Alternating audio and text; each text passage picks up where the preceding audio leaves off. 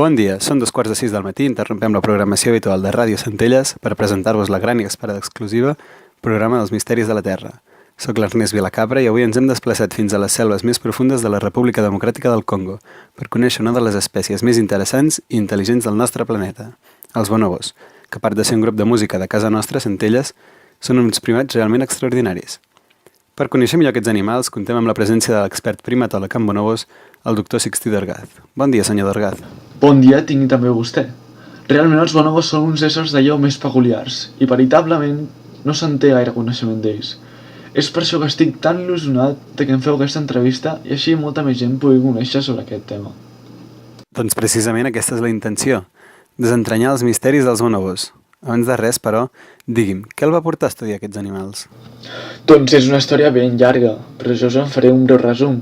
Tot va començar un dia de la meva infantesa quan la meva família i jo vam anar al zoològic. Va ser un amor totalment inesperat. Estava davant l'hàbitat d'aquests ximpanzés i m'hi vaig apropar per contemplar-los. I com si fos cosa del destí, les nostres mirades es van entrecreuar, com per art de màgia. Des d'aquell dia tinc una devoció cega envers els bonobos i m'hi dedico dia i nit a estudiar-los i estar amb ells. I puc dir que encara avui dia em sorprenen. I bé, doncs, no podem començar de cap altra manera que amb una breu descripció d'aquests primats, per tal que la nostra audiència pugui entendre què ens ha mogut a venir a visitar-vos. Sí, i tant! El bonobo és més gràcil que el ximpanzé comú. Té el cap més petit, però té un front més ample. Té la cara negra amb llavis rosats, orelles petites, nervis amples i cabell llarg al cap. El bonobo té també un cos prim, espatlles estretes, coll prim i cames llargues comparat amb el ximpanzé comú. Els bonobos, més o menys, caminen alçats el 25% del temps. Aquestes característiques, a més de la seva postura, els donen als bonobos una aparença més humana que els ximpanzés comuns. Així mateix, els bonobos tenen una gran diferenciació facial, igual que els humans, de manera que cada individu té una aparença significativament diferent i en permet el reconeixement visual. Carai, Déu-n'hi-do, doncs realment sí que són animals pròxims als humans. Què més ens pots explicar per tal de familiaritzar-nos més amb els bonobos? Està fet. El Pampaniscus... Paniscus? Sí, perdó, el Pampaniscus és el nom científic que li donem al bonobo. Forma part del grup Panina Pan, però hi ha molts científics que, jo i m'incloc, consideren que haurien de formar part del nostre grup i per tant dir-se Homo paniscus. Això és perquè són uns animals realment pròxims a l'espècie humana, ja que comparteixen el 98% de l'ADN amb nosaltres. És més, s'assemblen més a ells a nosaltres que als goril·les.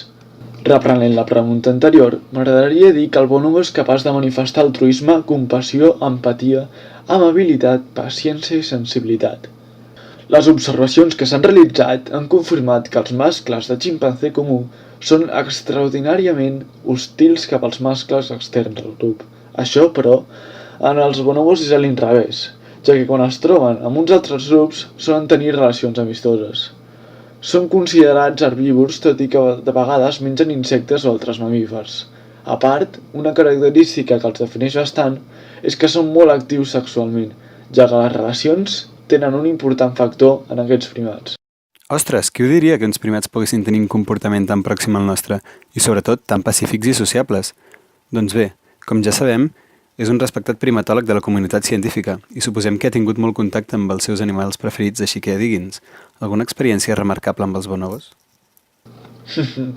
He compartit molt bones experiències i moments inolvidables amb els bonobos autòctons d'aquí, perquè he conviscut amb ells durant llargs períodes, però us explicaré les que em van marcar més. La primera va ser els primers dies d'un estudi que vaig realitzar convivint amb els bonobos. Em vaig sorprendre amb la rapidesa que es van acostumar a mi i jo a ells.